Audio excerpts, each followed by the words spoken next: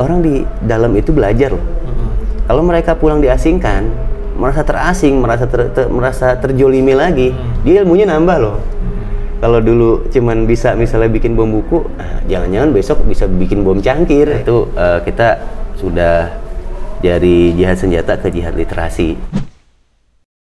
Ini bukan podcast katanya, tapi dari sudut pandang pelakunya.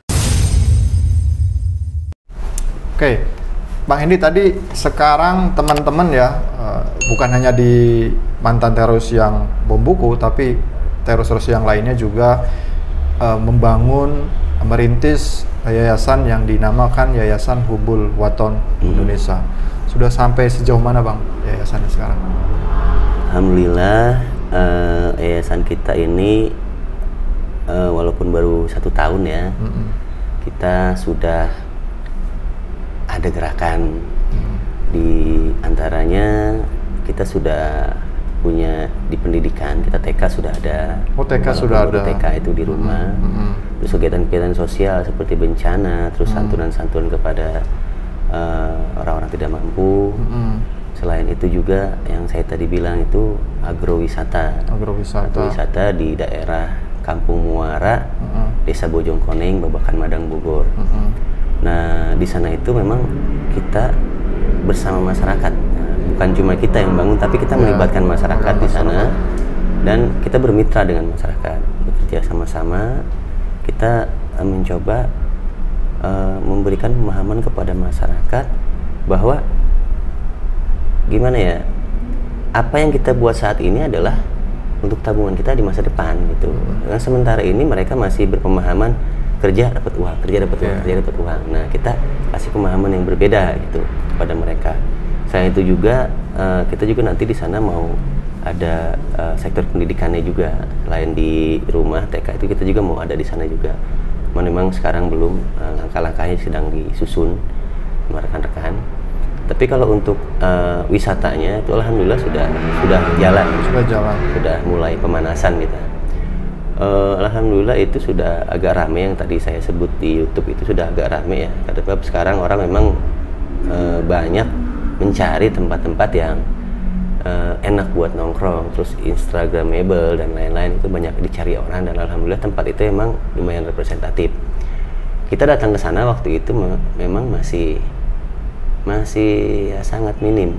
Bisa kalau bahasa saya di tempat kandang sapi itu jangan pun motor ya, orang aja susah lewat. Susah lewat. Alhamdulillah sekarang ke kandang sapi itu udah bisa masuk mobil. Oh, jadi tadinya hutan gitu Bang ya? Iya. Atau kebun apa ya, nggak ada tadinya akses. Kebun, kontur tanahnya itu memang gitu, dan kita di situ awalnya mau pakai alat berat, tapi saya tidak menghitung alat berat, tapi saya menghitungnya masyarakat gitu. Saya lebih mengutamakan tenaga masyarakat daripada alat berat.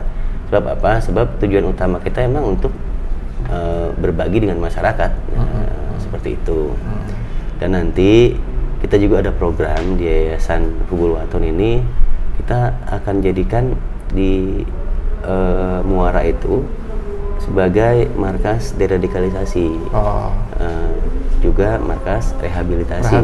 Yang tadi Mas Robi bilang, saya pernah ada di dalamnya dua-duanya gitu. Ada di narkoba. Jadi insya Allah kita bisa berbagi lah, bagaimana caranya lepas dari itu. Insya Allah kita bisa berbagi. Artinya 2 program ini memang menjadi ikon kita nanti gitu. Sebab menurut saya, misalnya program deradikalisasi, pernah saya dengar ada seorang dari lembaga negara tertentu itu bilang bahwa deradikalisasi itu yang resmi hanya dari kita. Padahal tidak seperti itu. Jadi ya terus Bang. Jadi deradikalisasi itu sebenarnya tanggung jawab semuanya ya. Deradikalisasi itu tanggung jawab semua unsur di NKRI ini gitu, bukan cuma lembaga negara tertentu, bukan cuma kepolisian, tanggung jawab kita semua. Sebab pengalaman saya waktu saya pulang ya. Waktu saya pulang dari dalam itu, saya kembali ke masyarakat, saya seperti asing di masyarakat. Orang tuh ngelihat kita kayak takut gitu. Kayak takut, kayak curiga, parno lah segala macam. Malah ada saya main ke tempat teman saya ada urusan sedikit sama teman saya. Dari dalam ibu mertuanya bilang, jangan main sama dia, ntar kebawa-bawa. Itu saya dengar gitu loh. Saya di dalam itu dia ngomong begitu. Iya, dan saya menganggap itu wajar, itu wajar karena mereka tidak tahu. Nah, akhirnya itu dari situ saya berpikir, oh ini berarti deradikalisasi ini tanggung jawab semua unsur, masyarakatnya, RT-nya, RW-nya, kepala desa, semua unsur masyarakat tuh bertanggung jawab untuk proses deradikalisasi ini. Sebab gini loh, yang tadi saya bilang, orang di dalam itu belajar loh. Kalau mereka pulang diasingkan, merasa terasing, merasa terjolimi lagi, dia ilmunya nambah loh. Kalau dulu cuman bisa misalnya bikin bom buku, jangan-jangan besok bisa bikin bom cangkir, ya kan? Betul, ya kan? Udah nambah ilmunya. Daripada dikucilkan, ya mending kita ayo bareng-bareng, kita tahu kok dia ada potensi misalnya. Kalaupun dia nggak ada potensi, ayo kita ajak bersama-sama gitu loh. Jangan sampai dikucilkan. Pengucilan itu justru malah membuat dia tuh merasa gimana ya, pengen berbuat lagi karena ingin membalas dendam gitu loh. Nah itu sudah terjadi di beberapa tempat gitu. Makanya lewat nanti Yayasan Hubul Waton ini saya ingin berbagi kepada rekan-rekan yang baru pulang dari kasus terorisme itu. Kita ingin berbagi. Tapi harus aktif dong Bang ke lapas-lapas mana? Iya, alhamdulillah kita ke lapas aktif. Kita sudah, kayak saya ke Pondok Rajek sudah, terus rekan-rekan yang lain juga ke Polda sudah, ke lapas lain sudah. Terus kita temui rekan-rekan yang baru pulang juga. Kita berbagi kue lah istilahnya. Mungkin di yayasan ada sedikit dana untuk mereka usaha, ya silahkan kita berbagi seperti itu. Cuma sayangnya tadi ada beberapa adalah satu lembaga negara yang mengklaim bahwa deradikalisasi yang resmi itu hanya dari kita gitu. Sebenarnya itu ya menurut saya gimana ya? Ya tidak benar. Negara ya koordinir aja lah ya. Tapi soal aja. Nanti yang ini memberdayakan banyak unsur untuk terlibat di dalam. Sebab semua orang punya tanggung jawab loh. Iya, di situ. Semua orang punya tanggung jawab untuk program deradikalisasi ini. Sebab kan kalau terjadi pergerakan lagi, yang jadi korban bukan cuma lembaga negara itu, malah masyarakat juga. Makanya masyarakat juga harus berperan aktif untuk program deradikalisasi ini gitu. Semua unsur di negara ini harus aktif dalam program deradikalisasi ini, dan itu insya Allah kita akan upayakan. Kita sedang membangun tempatnya dulu ya di sana. Nanti kita adakan pertemuan di sana, terus keterampilan dari misalnya perawatan sapi, peternakan, pertanian, terus misalnya sumber daya listrik dari alam, angin, air dan lain-lain itu bisa. Kita punya potensi ke sana dan kita punya sumber daya manusianya untuk mengadakan pelatihan itu. Dan itu bisa dilakukan untuk deradikalisasi terorisme dan untuk rehabilitasi narkoba. Itu bisa kita jalankan keduanya. Betul. Hambatan tantangannya apa Bang di yayasan? Sementara ini masalah pendanaan ya. Pendanaan. Klasik dong kalau itu. Klasik banget. Sebab gini, Hubul Waton HWI 19 ini lahir di bulan November. Nah, terus muncullah COVID-19. Sebenarnya bukan adik kakak nih ya. Bukan adik kakak. HWI 19 itu tahun pendirian. Tahun berdirian. Nah, terus COVID-19 ini juga hadir. Dan saat HWI 19 ini mau bergerak, lockdown kita waktu itu di Maret itu. Makanya kita memang perlahan merangkak dari sumber daya mana saja kita coba tempuh. Ya artinya menampung orang-orang yang mau memberikan ikut bantuan ini ya. Jadi kita belum bisa bergerak bebas. Kita mau kemana tuh semuanya masih pada membutuhkan dana untuk penanganan COVID ini. Itu kayak saya sudah bertemu dengan Kang Emil di Jawa Barat. Dia sudah support. Alhamdulillah dia sangat mendukung. Pas mau pencairan COVID, ya kan, aduh gimana ya kan, berantakan semuanya. Udah kita bersabar dulu, ya mudah-mudahan ini. Dulu pas kita ketemu sebelum COVID ya Bang? Sebelum COVID itu. Ya mudah-mudahan ini cepat selesai dan program-program ini bisa cepat berjalan. Bahkan kalau saya kan orang sipil, di ilmu sipil itu kalau proyek pengen cepat selesai, dananya harus banyak kan. Kalau pengen percepatan kan bisa dikerjakan siang malam gitu. Insya Allah lah. Namun ya sekarang kita masih ada keterbatasan di pendanaan seperti itu. Klasik banget memang. Bang, ada yang perlu disampaikan ke teman-teman mahasiswa UIN, bukan hanya UIN Syarif Hidayatullah Jakarta, tapi UIN yang ada di seluruh Indonesia? Ya buat rekan-rekan di UIN, baik di UIN Ciputat ataupun UIN-UIN lainnya, saya berpesan Iqra. Iqra, karena dengan membaca itu insya Allah wawasan kita akan lebih terbuka.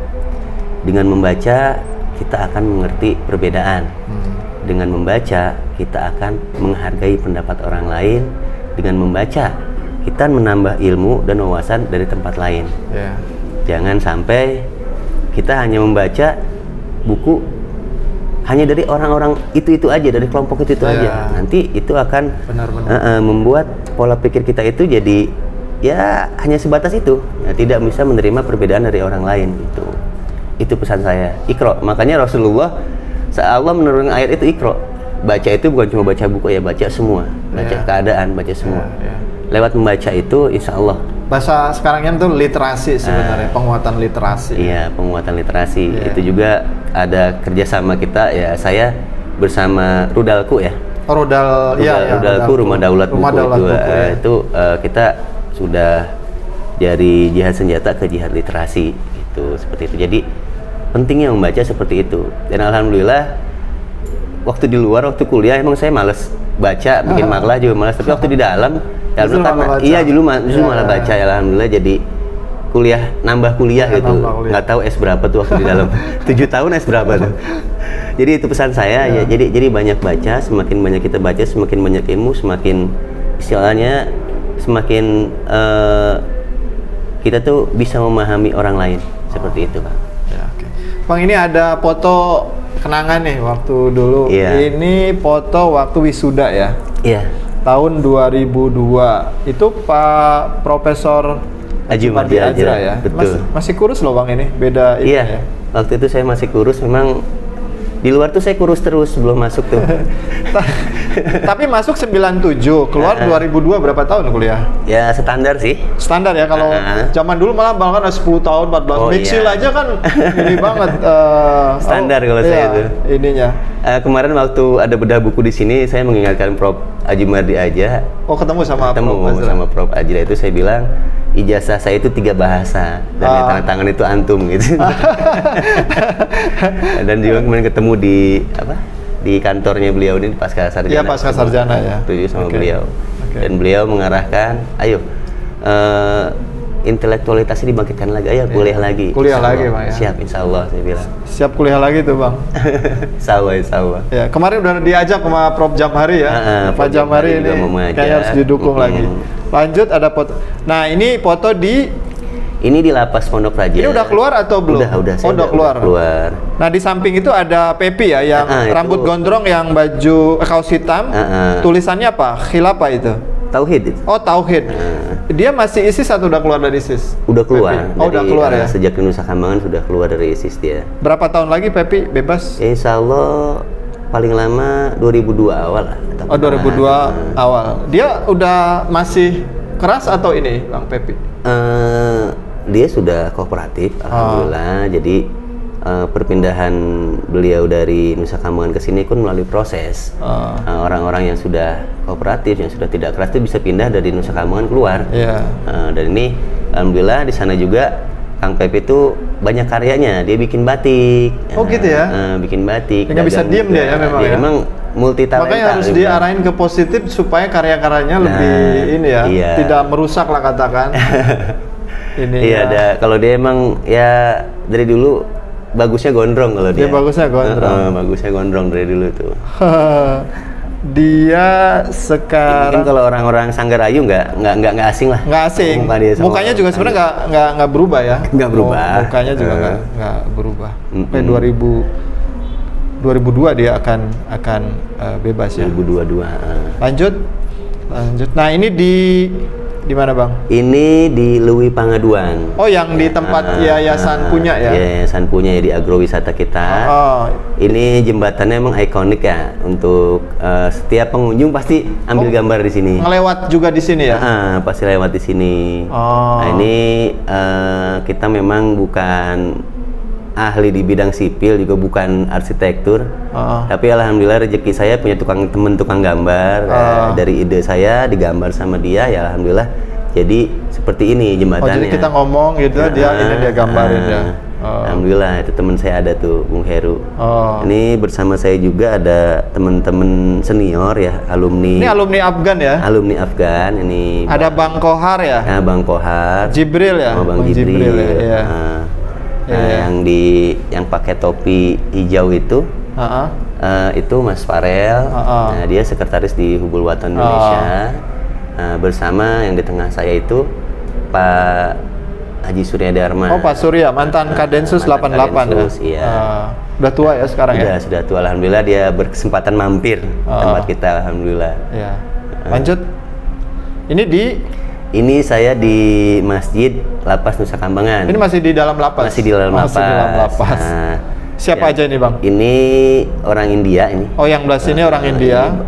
Bungsing. Kasus apa dia? Narkoba? Dia narkoba. Narkoba. Terus ini Bang Adnin. Bang Adnin itu orang Medan, dia kasusnya kriminal. Dan yang ini orang Palembang, kasusnya kriminal juga. Oh, jadi waktu dipercayain untuk mimpin imam di masjid di Jadi memang saya bergaul tadi lintas itu ya. Bahkan ada orang Hong Kong, orang mana juga udah kita bareng aja. Iya. Tadi yang makanya kalau misalkan Bang Hendy misal masih keras untuk merekrut di penjara itu, yang orang anak-anak hilang itu lebih mudah sebenarnya kalau kita mau gitu. Cuman kan ya cukup kita lah, bisa yang lain gitu kan. Lanjut. Kalau ini di Kampung Muara, Desa Bojongkoneng. Kami bersama masyarakat, istilahnya agrowisata itu bukan? Agrowisata.